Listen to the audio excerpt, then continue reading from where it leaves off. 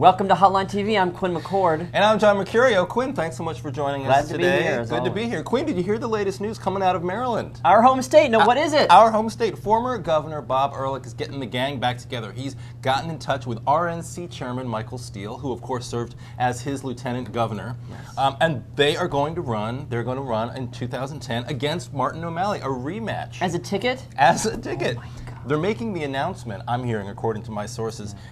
It's kind of an unorthodox decision, but they're making the announcement out in West Hollywood at a nightclub called Voyeurs or something like that. Sort of interesting. I mean, they're certainly to maximize their sort of the press by doing it out there. Okay, sure. LA is sort of a hot spot for...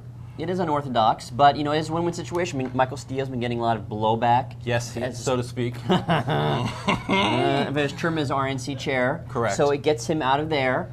Right. It gives, you know, if you're Ehrlich, who the heck do you pick in Maryland to be lieutenant governor? There's no bench there. You clearly want to get, reach a national base, national audience. It worked once. It worked once. He needs to fundraise quickly. And it's worked so well for Michael Steele on the national stage. Yes. All right, let's move on. Anything else you're hearing these days, Quinn? Well, I've often heard that George Pataki, also making a comeback, is going to challenge Kirsten Gillibrand for New York Senate.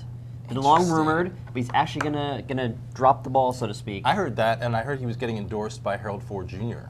But I also heard, there's a lot going on in that New York Senate race, I also heard none other than David Paterson. And Governor David Paterson, right, I know, has decided not to run for election as governor. He himself is now going to challenge Gillibrand in a Democratic primary. But he appointed her. I know, but he's running on a platform saying, look, Gillibrand was appointed by a bunch of Albany insiders, a bunch of cronies, political. That's all she is. She's a political crony. Paterson now, I think that's a pretty effective argument you can make against Gillibrand. So that's, I think, that what we're going to be hearing a lot from Paterson about against Gillibrand going into September. That is going to be the most fascinating race in 2010. But the best race in 2012 could be former Senator George Allen is going to go for a rematch against Jim Webb.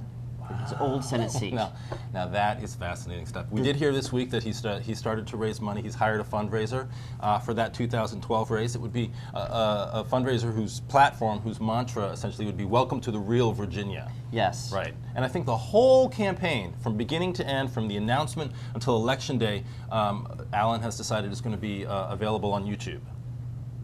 Well, that's what I heard. That's what my sources are. That'd be very surprising. You know, I heard a very interesting rumor just before we went on, which is that if you Google George Allen, the first thing that pops up is macaca. Listen, if I made the mistake, other people can make the mistake. He's gonna have to get past that. But you know what? I mean, he only barely lost last time. That's very true. And in a better year.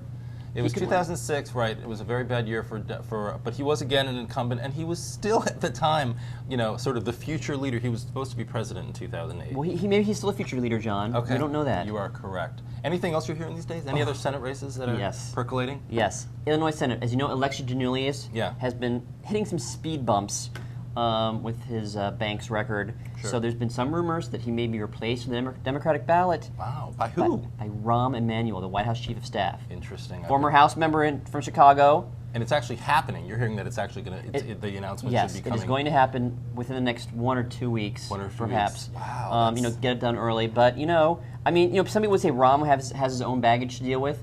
But no, he gets the job done. Interesting. And who are they going to bring in as Chief of Staff? Desiree Rogers, maybe. Perhaps. Perhaps. The former social secretary. Yes. By the way, John, I was lying, though. That's not the most fascinating race in 2010. What is that? Actually, the Arkansas Senate race, where we hear... By the way, I'm used to you lying, so it's not a new thing. Will you just let me finish? All right.